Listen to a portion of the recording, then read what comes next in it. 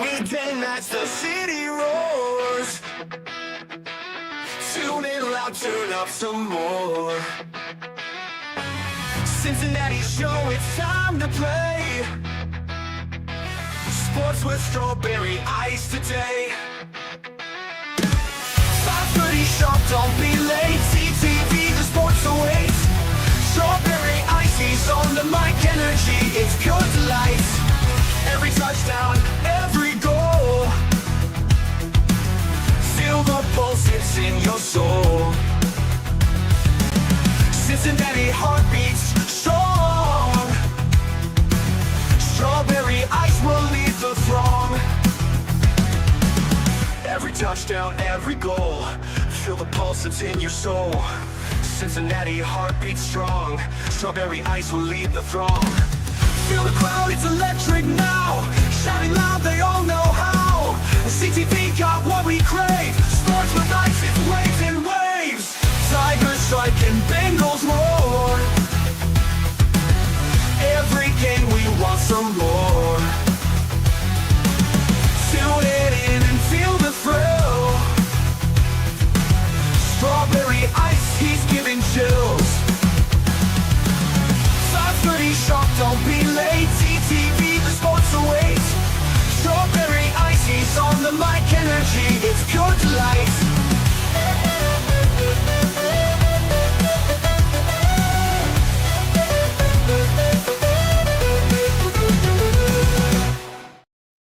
Hey guys, what's going on? Welcome to the show. This is Sports with Strawberry Ice. I'm your host, the Iceman, Jeff Trunapole. And as always, I bring you sports from a West Side point of view right here in the great city of Cincinnati, Ohio, live from the Ice Cave. And today's show is brought to you by T Properties, quality housing for quality people. Check out the website at www.tpropertiesllc.com for all your rental property management needs. And also, shout out today to Priority Lawn and Landscaping. I know the snow is on the ground right now, but you might need some snow removal because, well, it might not be done yet. Plus, in a couple months, the grass will be growing and you need to landscape and stuff. So give Priority Lawn and Landscaping a call at 513-430-6114. What is up to everybody in the chat? I got a new battery in the mouse today, so yeah, it should work better. Brad's in there, Paul Painter's in there, Mike Mann's in there, Lindsay, what's up, and Tony Blazin. Couple comments here before Trags gets in the waiting room. From what I've heard, that the DC press conference is not going to happen until Monday because they're finalizing other coaching moves. So I think they're going to, sounds like they might just do one big press conference with everybody. Well, not one big, just do it all in one day and have everybody out there. So Paul Painter here. Just watched the interview with Scott Peters. If this guy puts his money where his mouth is, it's going to be a great year to be a Bengals fan. Exactly. I really like what I've heard from Scott Peters. It's just a different way of teaching offensive line. Because he's more into the jiu-jitsu and leverage and stuff like that. Not that they didn't teach that before, but it's a different way to do it. Because if you listen to him on the Bengals Booth podcast, he went into to train as a jiu-jitsu, and he was getting beat by smaller guys, and he couldn't figure out why. So it's jiu-jitsu is all about leverage, all about your hand placement, stuff like that, and that translates perfectly to offensive line. If you ask me, and again, never played offensive line in my entire life, but I've watched it a lot, and I've heard people talk about it, and like Ted Karras says, it's about leverage and hand placement and stuff like that. So sounds good to me. We'll see what happens. Brad, as long as Al gets the older defensive players to buy in, we already know he can get the young ones. The defense will be top-notch next season. Now, the funny thing is, a lot of the guys, I won't say a lot of guys, but some of the guys that were on this defense right now were on this defense when Al was the linebackers coach. So he might not have to get a whole lot of them to buy in. Especially, I'm curious how Pratt's going to do if they keep him. But that's neither here nor there. He is in the waiting room. He is a man of jack of all trades. He's a master of all of them. He covers the Bengals. He covers the Bearcats. He covers the Reds. He is the man. He is the myth. He's Trags. What's up, Trags? What's up, Iceman? How you doing, Jeff? Good, man. Good. Long time no see. I've got to talk to you since we were at Moorline House. That was the last time I got to talk to you. So we've both been busy, but you've had a busy couple of days works here, by the way. Yep, audio. So do I sound good to you? Yes, you sound great. Go. You sound that good. That was a little bit of a jab, but I'm sorry if I was being too sarcastic. No, you're good. You're good. Well, my Inside audio joke. My audio sounded like crap the other day. Oh, you mean at the show? Yes. Yes. See, the shows, we do it all ourselves. So sometimes it sounds great, and then we hit play or go live, and then it all goes to crap. Like that's what kind of happened Friday night. Look, believe me, we've all been in the business, and I have had my fair share of issues with audio over the years. Please. I mean, we're brothers in the same boat there. It was ridiculous Friday night. We did it perfectly. Everything sounded fine, and then we hit play, or not hit play. We hit go live, and all of a sudden we just got static coming out of speakers. I'm like, where is this coming from? Right. But you're You live. sound great. You sound like it's a new year. You sound like it's 2025 and ready to talk Bengals and Rams. I am ready. And Muskies and whatever. All the above. I'm ready to go because we got the Bengals. Al Golden is the new coach. Jerry Montgomery is the new D-line coach. We got a new offensive line coach. We got a new assistant. Things are happening. We got probably more defensive coaches to come. Just what's your thoughts in general as far as the coaches go that they've already hired? You start with whoever you want.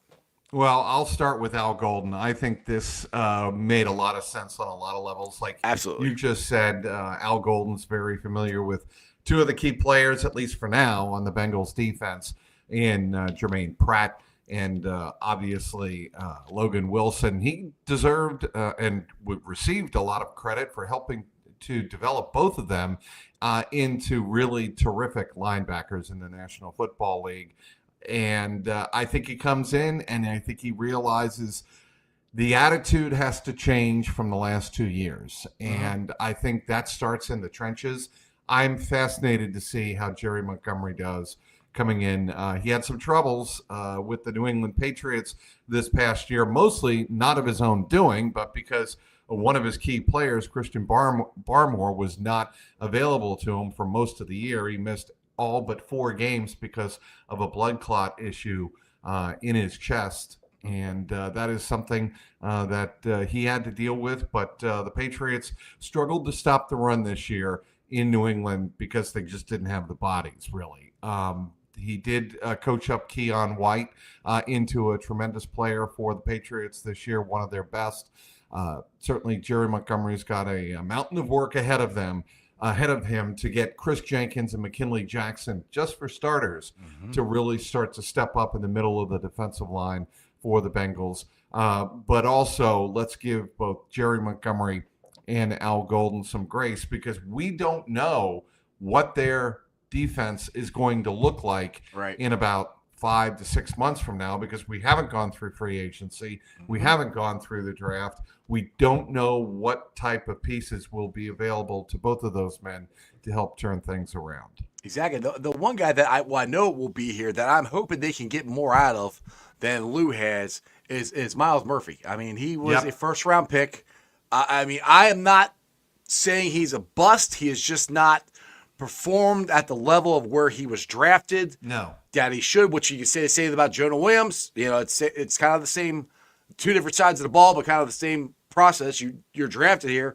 You should, but at least by the second year, be making an impact. Now, I don't totally blame Miles Murphy because he wasn't playing a lot. I mean, he's playing, but I've asked everybody this. I don't know why he kept playing. Why can't I? Obviously slips my mind. The Ohio kid, Sam Hubbard. Sam Hubbard. Yeah, I'm getting old, Trag. Also, just my mind just goes. Why Sam Hubbard was getting more snaps with being injured than Miles Murphy or Joseph Osai? Because of trust. And when coaches are ever asked that question, it's because they put in the players that they think they can trust the most to know the assignments, to know essentially their responsibilities on the field. and be in the right place at the right time. Now, Sam Hubbard, I think, knows the right place. He just wasn't always there Couldn't at the get right there. time, Right. Because he couldn't get there. That's right. And it's nothing against Sam. He had a serious injury. Well, the last couple of years, Sam has been breaking down a little bit, and that Mm-hmm. happens with older players, especially older players Yeah. who play a high leverage physical position like defensive end. That's what makes me appreciate Trey Hendrickson in the 2 years that he has had back to back. And you just wish that Trey Hendrickson could have gotten to the playoffs in either of those seasons because he is a game changer. There's no doubt about that. I think the Bengals need to do whatever they can to bring him back. Obviously, the priorities are going to be Jamar Chase getting that deal done, see if they can bring back T. Higgins as well. Then they have to address Trey Hendrickson and his future with the Bengals. Will that be 2-3 years down the road? But I think they absolutely positively need to bring Trey Hendrickson back. Some people have suggested maybe trade Trey Hendrickson, but the Bengals do not want to trade away their best defensive player to build for an uncertain future when they know, and Joe Burrow knows. Joe Burrow has undoubtedly spoken with the front office and let them know, is our window right now? Is our window like what I said it was going to be? As long as I'm here, then I want to make sure that this team, this front office, is doing the very best to put the very best players on the field. And I think Joe Burrow understands that. I think Duke Tobin understands that. And that's why I think Trey Hendrickson will be back on this defense in 2025. And, sure, any player can get old overnight, especially in the National Football League, when you play, again, a high leverage position like defensive end. But I think bringing Trey Hendrickson back, at least for the next couple of years, makes a lot of sense. I mean, you can put T. Higgins in that same thing. Are we better with T? Because some people have said, trade him. And I'm like, if you can't sign him, if for some reason they cannot sign him, then yes, you have to trade T. If they cannot sign him, but by God, sign him, because you're not going to get anything better than what you have. I've heard people say trade Trey Henderson for a second-round pick. For what? For something you don't know? You have one of the best defensive linemen. Iceman, as you just mentioned, Miles Murphy is not a second-round pick. He is a first-round pick. And if you're going to have that strategy as a fan or as Joe Burrow, I want to see a demonstrated ability to make the most of your draft picks. Exactly. And frankly, the last 2 to 3 years, and I think everybody inside that organization knows the dirty little secret, they have not done well in the draft. They have not been nearly impactful enough. They haven't hit enough. You have to hit at a percentage of about 50 to 60, 65% at least, if you're going to take the approach that the Bengals have taken fiscally going forward, and if you're going to take the approach of we've got to sign Joe Burrow and a couple of weapons to keep him happy. Well, the thing, and that's what I think was Lou's downfall, because we had 2 first-round picks on the defensive side of the ball, and Dax Hill, which I think he's going to be a good corner, but they drafted him to be a safety. He was drafted to be the replacement, and it didn't work out. You got Miles Murphy, who was drafted not necessarily to be a replacement, but to be a rotational piece, a future replacement for Sam or Trey. And Lou didn't develop either one of them into the position that they were drafted for. Whether they should have been drafted there or not, it was Lou's job to at least try to get them there, and he completely failed. They haven't had the draft picks, which I agree they have to be better draft picks, but the guys they've gotten, they spent a lot of draft picks on the defensive side of the ball. Haven't really developed a number one out of any of these guys, to be honest. And there's been, I don't know what the number is, but I know it's a pretty high one the last couple of years. Okay, I'm going to say something, and a lot of fans are going to go, well, every team deals with injury. I'm telling you right now that the injury to Cam Sample on the second or third day of training camp this past year that hurt. Set them back and set Lou Anarumo back big time. And it really kind of exposed the lack of depth, the lack of quality depth on the Bengals roster on the edges. And obviously, when you have a guy like Cam Sample go down, who has been very good in his time with the Bengals, and then you have Miles Murphy not produce, that's a tough thing to recover from, and then you have Sam Hubbard get hurt in training camp as well as the regular season.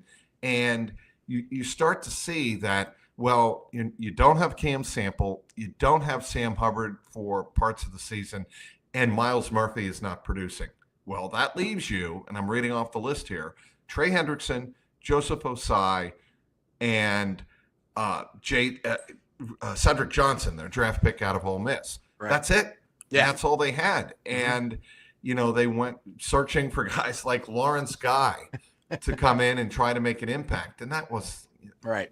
Well, that goes back to what you said. The draft's got to get better. So, and I've said this for the last 2 years, depth on the defensive and offensive line, we've got to get better at that. They've got to. The draft. Yeah, that's exactly.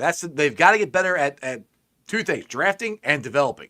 And they haven't done either one of them very good in the last couple of years, to be honest. I think they know that. And look, I mean, certainly they can do a better job drafting. Their free agency last year was a disaster. Mm-hmm. Yeah, it did not work. I think I think I'm having audio issues here. See, making fun of me. Hold on a minute. Stand by. Can you hear me? Yep, I can hear you. All right. Sorry about that. That's excellent. See how you make fun of me about it? Yeah, I know. You know what, Iceman? I should never have opened my mouth because I do it myself. Sorry, it's still. I'm getting a reverberation. I'm hearing my own voice come back. Yeah, I know you are. Hold on. Okay. We'll go. I'll answer a couple questions here while you're doing that. Mike Madden said, "Didn't we get a new strength and conditioning coach?" Not that I know of. Not this year. I'll have to ask Trags, but I don't think they did. Paul here. Stand by. Yep, go ahead. The draft board is going to be crazy this year. No, not a great QB class. No, you got two quarterbacks, and neither one of them are awesome, I think, at this point. Jeff, could have made a trade at a deadline for Smith, who wound up on the Lions. One more win, and they could have been playing this week. Yeah, exactly. There's things they could, it could have made another trade. Could have won a couple other games. Could have if you beat the Patriots, that's what kills me. If you beat the Patriots, that's the one. I'm like, we're in. That's what's so frustrating about it. There's so many things could have, should have, would have happened. If Evan McPherson doesn't miss 2 field goals in the Chargers game, we win that one. The Baltimore game, if the referees call 1 of 5 penalties on the 2-point conversion, we might have won that one. I don't know. At least we got a better shot at scoring another 2-point conversion. There's so many things this year that could have, should have happened. It's not even funny. That's what's so frustrating if you're watching the Chiefs, because I've said this on here before. The Chiefs have had the exact opposite effect of what the Bengals had. Every call has went their way. The ball has bounced their way. The Bengals, no calls went our way until like the punt in Dallas. No plays go our way. No calls go our way. Nothing went the Bengals' way until Dallas. And then it started coming around and going the Bengals' way. But by then, unfortunately, it was probably it turned out to be too little too late. So it's going to be interesting to see. And without Golden, I'm excited for him. I kind of thought he was the choice last week. He's been, and people are like, oh, you're doing a retread. He was Lou's right-hand guy. The linebacking core played awesome. If you remember back in the 2 years that he was here, Logan Wilson, Pratt had great years. They were flying around, making plays, and linebacking went from one of our weaknesses to one of our strengths when Al Golden was there. So that being said, that's where I think he's going to bring the best out. And what I do like is Mike Golick Jr. said this on Kelsey Conway's podcast today, that he likes the aggressiveness that Lou had at Notre Dame. And that's what I want. I want to see the aggressiveness. It's a change in philosophy that we're going to have this year. And we'll see. Like Chag said, we don't exactly know what the defense is going to look like. We won't know until we hit the offseason, free agents, stuff like that. Chags, you good? Give me a thumbs up if you're good. Not yet. All right, no thumbs up. So that's the thing is they're still going to finalize the rest of the coaching staff. And they're going to hit the ground running. Next week starts the Senior Bowl. And as you know, as Bengals fans, the Bengals coaches all go there. And that's the other thing. With Al Golden coming back here, he already knows what the landscape is. He knows what he has to do to be the Bengals coach. What is entailed. Some guys don't want to come here and be the DC and go out and scout the players. Some guys don't want to do all that. Al already knows what's going on. So we got to keep an eye on who they sign, who they cut, and who they might have their eye on the draft. It's going to be very interesting to see. Let's see here. Michael, they were getting interceptions at the line. Yes, they were. And they were very aggressive. And that's Pratt. Everything that we got mad at first year with Pratt doing this year where he always trying to punch the ball out instead of get the tackles. Well, that year he punched the ball out. But the thing is, somebody else was there making the tackle. This year, he's punching the ball out and nobody else is there making the tackle. So he misses the punch. The guy goes down and runs for another 5 or 10 yards. That was, in my opinion, was the difference between how Pratt played and the linebackers played from when Al was there to where they are now.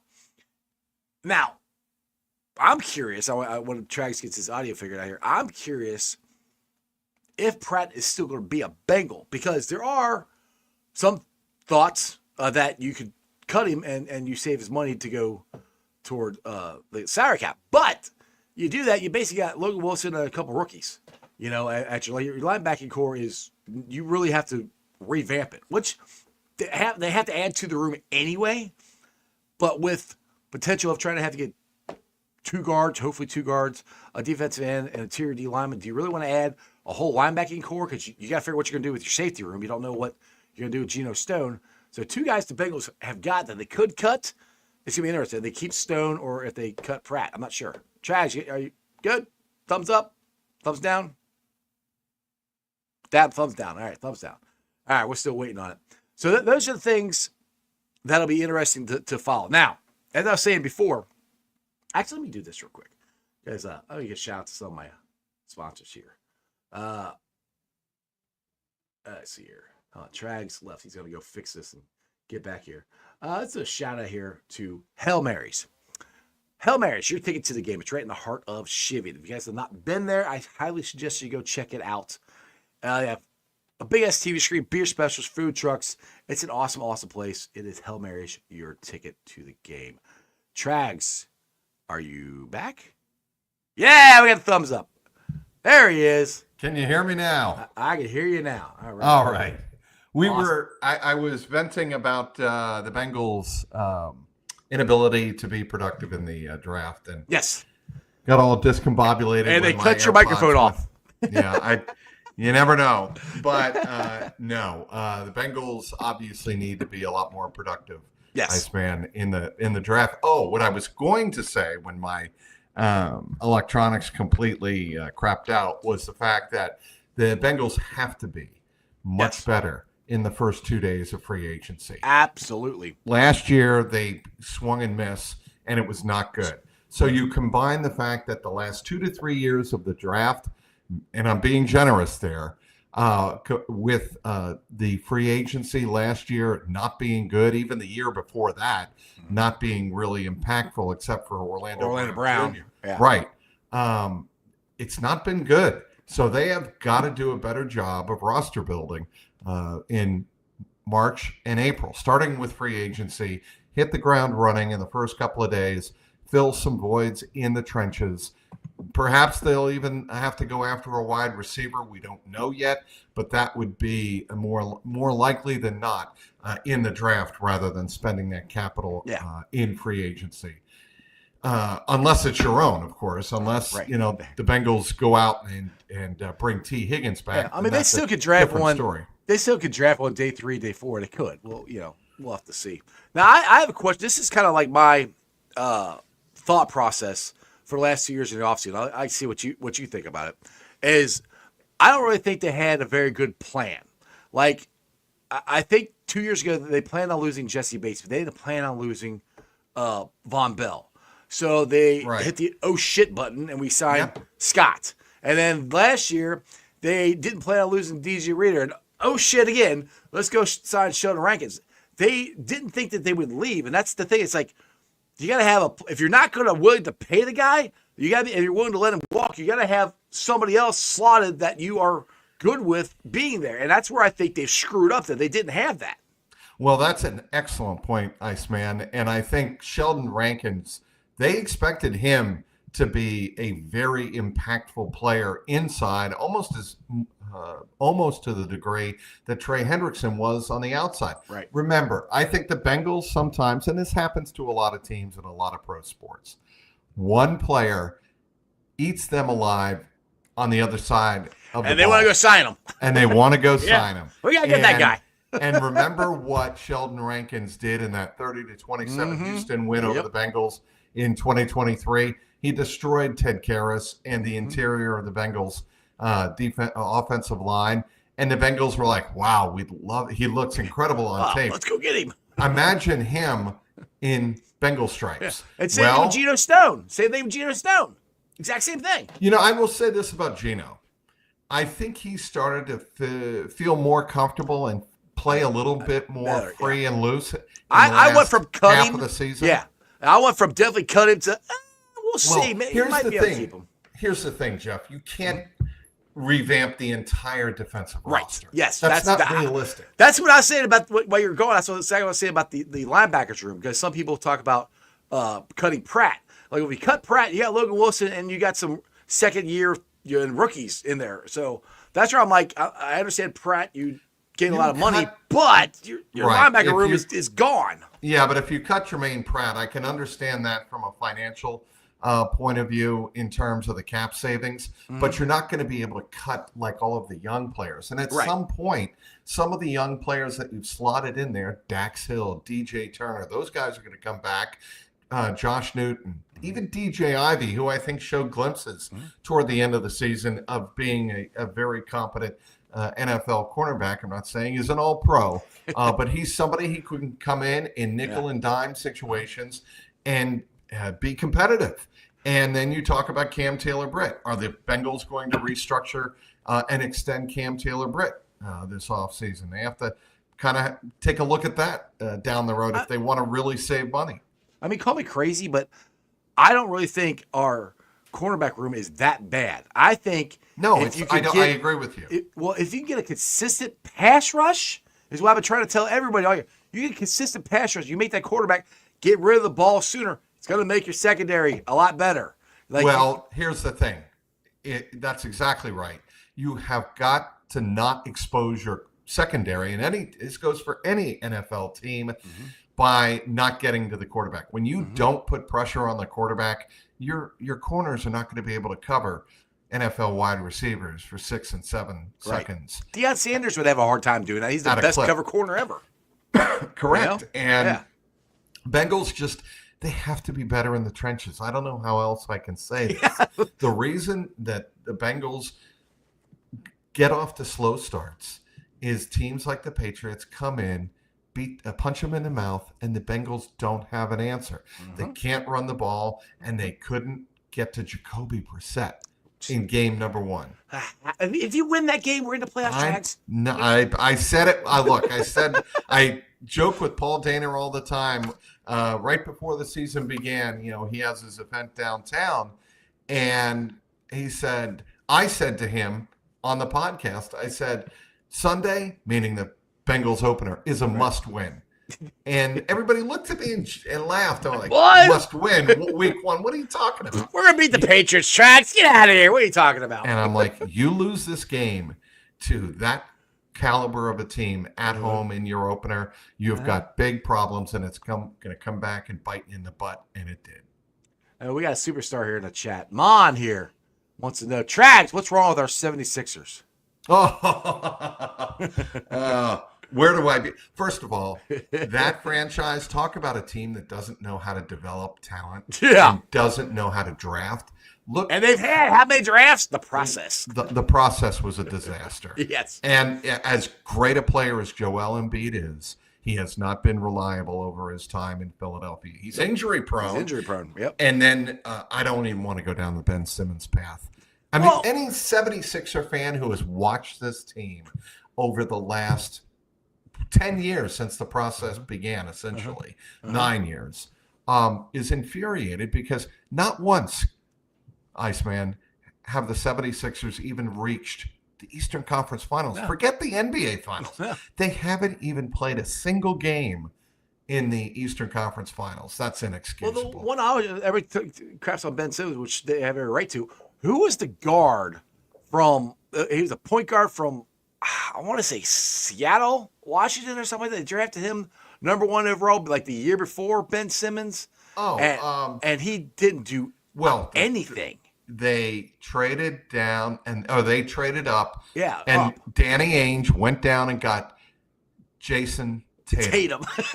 Markelle Fultz. Yes, Markelle Fultz. That's who it was. Yes, and somebody messed up his shot the summer before his rookie season, and he wasn't the same. Yeah. He had shoulder problems. He's become a serviceable NBA guard, and there's no question about that.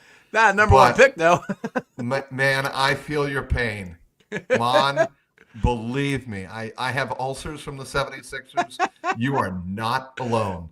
I get furious. My lovely Deborah Ann has seen me watch 76er playoff games, and it's not a pretty sight. And all I need to say to 76er fans is you had Jalen Brunson, Josh Hart, and Dante DiVincenzo in your backyard. You didn't take a sniff on any of them, and you drafted Mikal Bridges, who did go to Villanova and won a national championship, a perfect 3-and-D guy.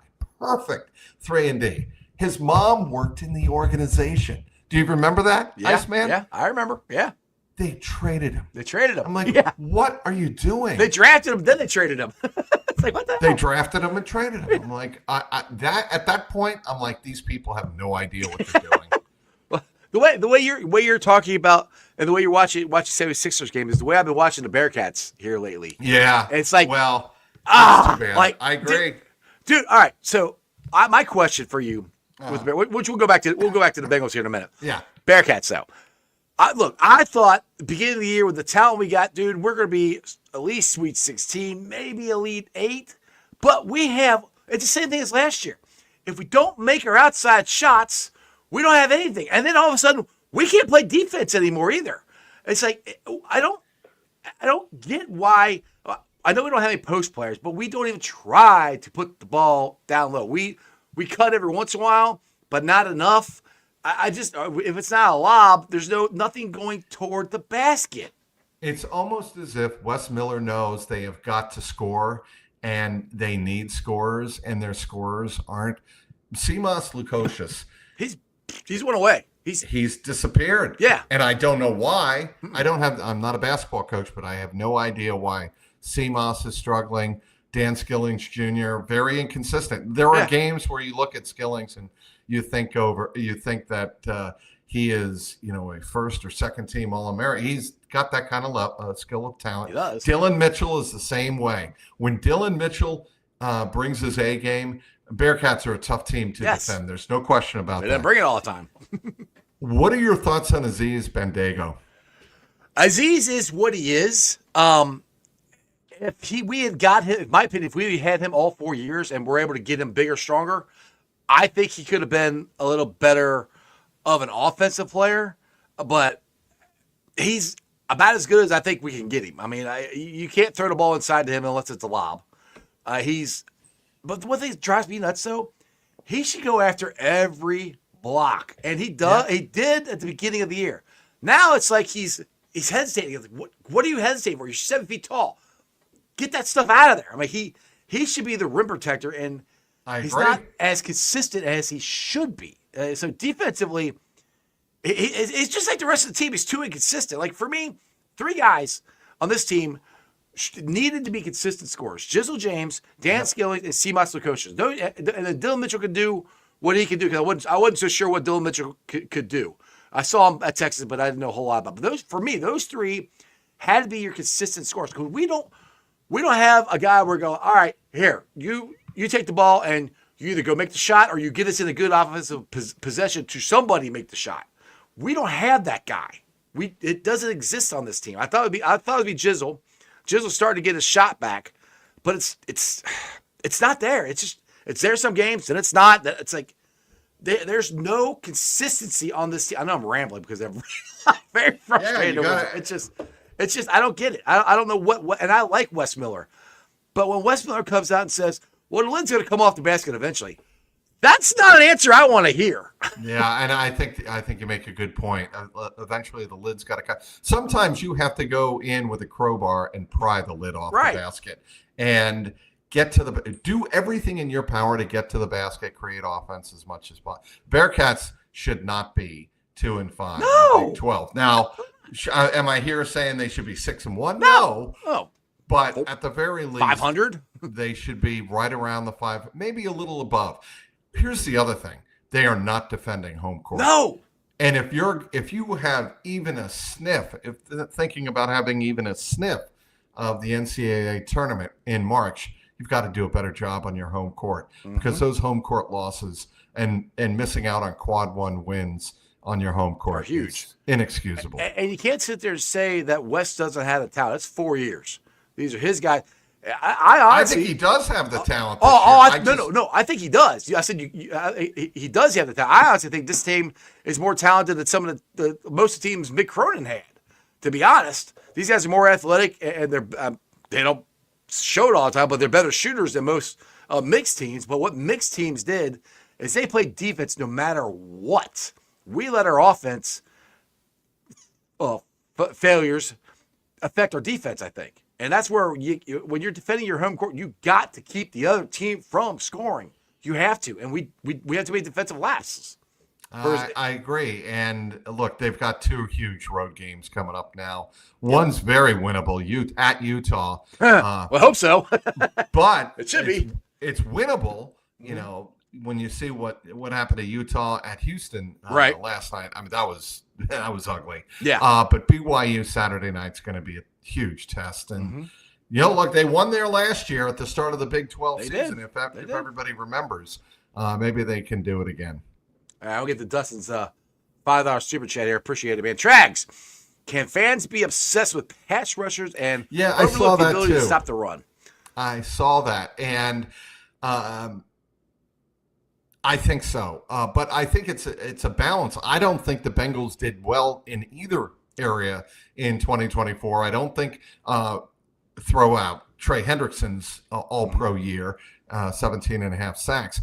But, you know, he can't play every single down, and he should not be your entire pass That's why we rush. drafted Miles Murphy. Well, and take a look at what the Denver Broncos did. The Bengals were very fortunate to finally beat a team with a winning record when they beat the Broncos on the Saturday after Christmas. But Denver had 6 guys with at least 6 sacks. Their interior defensive line is unbelievable. And that's what the Bengals need. If they want to consider themselves a viable playoff team in 2025, they are going to have to remake the defensive line. And yes, they are going to have to stop the run. Teams are not going to be able to run the ball at will in the third and fourth quarter and run games out the way teams like the Commanders did in week 3, the way the Ravens were able to do, the way the Eagles were able to do. You can't allow teams to come into Paycor. The Eagles game sticks out to me because that game was close at halftime, and the Bengals at one point had a lead in that game, and the Eagles literally ran right through them. Now, granted, they have Saquon Barkley. I get that. That's pretty good. But that being said, you have to be able to stop the run. The one that drives me nuts is 42 points we gave up to the freaking Steelers. Yeah, and that was inexcusable. 42 points. I like that. If there was one game that probably cost Lou his job, it was that one. Yeah. And one thing, to your point, back to our Super Bowl run, if you look at our interior line we had there, you had B.J. Hill, DJ Reader, and Larry Ogunjobi. I said this for the last 3 years. We still haven't replaced Larry Ogunjobi. Yep. And now we let DJ Reader leave, and we didn't replace him, and we could potentially let B.J. Hill go. We don't really have a guy to replace him. They don't have big dogs in the middle of the line. You need big, tough, you know what, dogs. Sons of a bitch! Yeah, you need dogs in the middle of the defensive line. Guys like DJ Reader, guys like Larry Ogunjobi with some beef to them. Yep. some behind I mean, to them, and they don't have that. Chris Jenkins is a terrific 3 technique defensive tackle. He's going to be, I think, a very good Yeah. NFL defensive tackle, but they need studs in the middle of that. I agree. 0 technique, 2 gap defensive tackles that weigh like 300, 315 pounds that Big are boys. immovable. You mean like a DJ Reader? Yeah, like a DJ. It's the guy we had. So, well, now I think Chris Jenkins and Mikaela Jackson are going to be good pieces. They're not guys that are going to be. They're going to be okay, I think. But what's your thoughts on Mikaela Jackson? He, I think, Developing. He developed. He was better. I'm not saying I thought he was going to be awful. I just wasn't sure. I knew, and the Bengals even admitted they drafted him higher than he probably was going to be because they had to.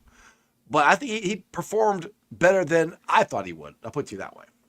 Yeah, I mean, look, he was a typical rookie. He started out a little slow. He had to get his footing in the first half of the season, and I think he had his moments, but he had mostly positive moments in the second half of the season. And I thought he got upfield in some of the later games during that 5-game winning streak. Yeah. And that impressed me. That opened my eyes to what this guy can really be when he started to really shed blocks. And that's the thing to me that will open the eyes of guys like Jerry Montgomery when they come in here and watch the film of McKinley Jackson in his final 5 games of the season, all of them Bengal wins. I think he's going to like what he sees, what they have in McKinley, and if he can stay on the field, can stay healthy. Again, he can be a very effective piece. Yeah, exactly. Now, what's your thoughts on when the Bengals will, when and if, I'll put it that way, because it's always an if with them, start cutting players. Like for me, I think Rankins is one that's gone. Geno Stone, it depends. I think he's back. I don't think they're going to want to mess too much with the safety position, and I think he will be back. All right, who do you think they're going to cut? Von Bell is one that it stands out. You hate to see a leader go, but I think he is someone that could go. I still think Jermaine Pratt is a possibility. And you already made the point about what he brings to the linebacker room, but he also brings a big salary. Yeah. On the offensive line, is Alex Kappa somebody they're willing to move on from? I would think so, but those are the names. Yeah, those are the names. And then Rankins. And Sheldon. I think Sheldon Rankins not being here in 2025 is a foregone conclusion. Yeah, maybe I'm wrong in that, but that's what I hear rumblings around the organization. He didn't play the last 5 games of the season either, too. And he had a medical issue, and I get that. And the team is very sensitive to that. But even before the medical issue, the infection, he had trouble trouble being productive. And they thought they were going to get a lot more for what they were paying for him. So I would expect a guy like Sheldon Rankins is probably out the door. Jermaine Pratt, maybe a 50-50 candidate for getting cut. Just depends on how much. I don't know. Yeah. It just depends on how much they need the money. Von Bell, Alex Kappa, and those are the names that come to mind the most. I speak. Now, Michael Madden here's got Cordell Volson. Now, I would keep Volson because depth-wise. I agree with you. But I don't want him to start. I'll put it that way. Right. And Cordell Volson needs to get a reboot, if you will, under the new offensive line coach. I think if Scott Peters can come in and use his jiu-jitsu on him and kind of discover something in Cordell Volson that Frank Pollock couldn't get out of him, maybe Cordell Volson transforms into a really good offensive guard. Look, I think the Bengals would rather have to replace only one offensive guard because right now we're talking about the Bengals. Their tackle position is set. I don't think there's any question about that. Yep. I think Ted Karras, he is a lock at center with Matt Lee as his backup. But when you talk about the interior positions of left and right guard, they were very susceptible to getting bull rushed late in the season and got Joe Burrow hit a few times. Are you bringing Cody Ford back then? Yes, I think I am. I think if the price is right, I am bringing Cody Ford back simply because of his versatility. Yeah. They put him left tackle, right tackle, right guard. I think position. He played left guard. I'm sorry, left Yeah. guard. Yeah. Left guard and both tackles, and he did very well at all three. Yeah, I wouldn't be surprised if they bring him back to start or to at least compete for the starting job. What I'm hoping they'll do is at least sign a guard and draft one. Now, I'm not saying first round, just somewhere draft one so the guy can develop him, because I keep going back and forth. It depends on how the draft falls. I always say this. It depends on the way the free agency goes, because three things we need to get in this draft for me. We need to get a guard, we need to get an edge, and we got to get an interior defensive lineman. Those three things we have got to get, I think. But it also depends on what they sign or who they sign. Here's the way I look at it. In the offseason, through free agency and the draft, they need at least 2 edges. They need at least 2 defensive tackles. They need at least 1 starting interior offensive lineman. That's 5 there, right off the bat. You may need a linebacker. That's 6.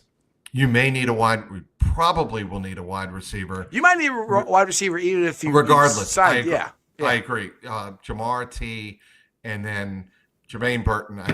Frankly, his situation and his legal situation is completely up in the air. We'll leave it at that. Yeah. But we'll see what happens with him. But I don't think he is somebody you can rely on going into 2025. I don't think that is, saying something that's untoward toward either party. Charlie Jones, again, TBD. He's injury prone. He didn't show enough this year. He's shown the ability to return a punt for a touchdown, a kickoff for a touchdown.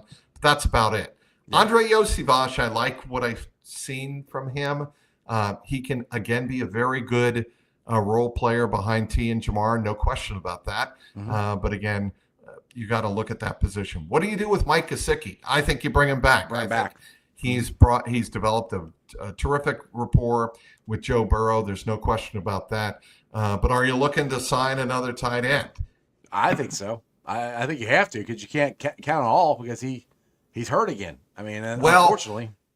You say that, and as you're saying that, I'm thinking, well, if Eric All comes back healthy, they don't like him. They love him, and for good reason. Yeah, he was our number 1 tight end. If the kid can stay healthy, which is a big if, he could be, I think, a Pro Bowl tight end. He looked that good. What would happen, I have no idea. He's got the potential to do that. That's how good I think the kid looked. But he got hurt in college, and now he got hurt again in the NFL. So, to me, you're definitely bringing back Gesicki. You got Drew Sample. I still think you probably, if you don't sign one, you have to draft one. But if you're drafting one, you're not drafting them until 3rd or 4th or 5th round. So you could, sometimes you get it down in the rough, but most time it's just a blocking tight end. Most time. I actually think, as we talk this out, Jeff, I think the Bengals' needs are pretty clear. I am not of the belief that they can't address all their needs. I think they absolutely can in the offseason. I think there's enough money out there to do everything that they need to do. The cap's going to go up again a little bit. It's going to come down. You have to sign Jamar. That is a non-negotiable. That has to be done before March or in March. Yeah, I want them all done before the draft. I agree. I would love that, because I don't want to go into the draft or go into the off-season training and Trey Hendrickson's upset. He's not going to show up because he's on a contract. Jamar's upset. I don't want any of that. I just want him to be signed and be done with it. Just you got the money. Just give him the money, negotiate what you want. Trey when he changed agents, I'm like, oh, dude, we're signing him, because I always thought his agent was going to be the downfall of him being with the Bengals, because he always does a great job for his clients, getting them the most money. One thing I've learned, Jeff, over the years covering the Bengals, nothing's done until it's done. Yeah, exactly. And we learned that with Joe Burrow. I will tell you that I don't see Jamar going into the summer again. I think it's going to have to be done in the spring. I don't think the Bengals, and I know Jamar doesn't want to go through that again. No. We saw what kind of impact it had on him to start the season. It absolutely impacted his start to the season against the Patriots in the opener. Yeah. And we got past it pretty quickly and had the best receiving season in Bengal history, but that can't happen again. I don't think it will. I am optimistic on all three for this reason. I think the Bengals inside the building realize the window with Joe Burrow, as much as it's open, as long as he's there, they want to start capitalizing. They want to get back to the Super Bowl, and they want to win the Super Bowl with Joe Burrow in his 20s and with Jamar 25 and with T 26. The other thing, and one more point, and then I've got to run. But with Jamar and with T, the reason it financially makes sense to sign both of them to long-term deals is you're signing them as 25 and 26-year-olds. Right. You're going to have them in the beginning of their primes. And there's no other general manager in the NFL who wouldn't think that's a good thing. Exactly. Mike, I appreciate it. Tell everybody where they can follow you and all that cool stuff before I let you go. All right, on the X at Trags, Trags. You can follow me online, CLNSCincy with a Y.com. I've got a story up there about Graham Ashcraft and his potential role to start the season. We didn't even get into that. Training. We did not. I would love to get. That's why we tease. Yeah. Iceman, that's why we tease. But that's on CLNSCincy with a Y.com. And of course, you can follow my own podcast, both the Code Reds podcast on Cincinnati Sports Studio on YouTube.com and the Jungle Roar podcast, as always, YouTube.com/@JungleRoarPod. I tell you, he's the hardest working man in Cincinnati covering everything. Appreciate you, Trags. We'll have to do this again sometime, as always, and hopefully we'll get our sound so we both. Yeah, you know what? I will never jinx myself again like I did today. Exactly. Take care, Iceman. See you, Trags. All right, guys. Hope you enjoyed that as much as I did. Go follow Trags. Like I said, I didn't get to ask him. I'm sure he's going to go to spring training to go follow the Reds because he got to do it last year. I asked if I could be his assistant. He didn't really jump on that opportunity. I don't know why. I said just get a really big suitcase and fit me in there, but he didn't. Anyway, appreciate you guys for watching. You can follow him at clnscincy.com. And he says he is going to Goodyear, so there you go. So check him out there, clnscincy.com. So if you want to follow the Reds, he will be covering it for you. Shout out to my sponsors here real quick. I already said it once before, but I'll say it again. Priority Lawn and Landscaping. Make sure you check them out there. Give them a call at 513-430-6114. I know it's snowing right now, but you're going to have grass, green sometime. Get ready. Get the call out there. Get it set up to get some grass cutting, some landscaping done. Priority Lawn and Landscaping. And you guys can stay warm with some delicious Midwest Best barbecue. And I'm telling you, if Tim has the chili out there, it's freaking good. But he doesn't always have it. It's like once a month. But get out there, get you some CTV wings, some Dillinator wings. They're all delicious. I tell you this all the time. You can literally take a dart and throw it at the menu, and you find something delicious. Also, check out Meyer Windows and Doors. Check them out at www.meyercincinnati.com for all your window and door needs. I got them in my house. I highly recommend you get them in your house. And my West Side peeps, go check out Hell Marriage. Your ticket to the game. Right there in the heart of Shivit. Big ass TV screen, beer specials, food trucks. Free parking, awesome place. Also, check out T Properties for all your rental property management needs. You can check them out at www.tpropertiesllc.com. And then tomorrow night, we will be at Millions and Millions Cafe right there in Mount Lookout Square. Show starts at 7 o'clock. Come there. We can talk some Bearcats. We can vent about some Bearcats, about how they're not winning games. Maybe our boy Josh will be there, and if we give him a live mic and he's been drinking, you have no idea what he's going to say. So it's going to be a very interesting show. Again, live at Millions. Please make sure you guys show up, support Millions. It's a great local establishment. Thanks for watching. I've been live streaming on ZTV, YouTube, Facebook, X, Twitch. You can follow me on all those along with Instagram, Threads, and TikTok. Do me a favor, 84 people watching right now. Hit the thumbs up wherever you're watching at. If you're on Facebook, give me some of those superstars or whatever they got. If you're on X, hit the thumbs up there. Leave a comment. I appreciate any of it, all the above. Other than that, you guys have a wonderful day. I'll see you tomorrow night at Millions, and that's just sports, baby. See ya! Weekend nights, the city roars. Tune in loud, turn up some more. Cincinnati show, it's time to play. Sports with strawberry ice today. 5:30 sharp, don't be late. TTV, the sports awaits. Strawberry ices on the mic, energy, it's good light. Every touchdown, every goal. Feel the pulse, it's in your soul. Cincinnati heartbeats strong. Strawberry ice will lead the throng. Every touchdown, every goal. Feel the pulse that's in your soul. Cincinnati heartbeats strong. Strawberry ice will lead the throng. Feel the crowd, it's electric now. Shouting loud, they all know how. The CTV got what we crave. Sports with ice, it's waves and waves. Tigers strike and Bengals roar. Every game we want some more. Tune it in and feel the thrill. Strawberry ice, he's giving chills. 5:30 sharp, don't be late. TTV, the sports awaits. Strawberry ice, he's on the mic, energy, it's good light.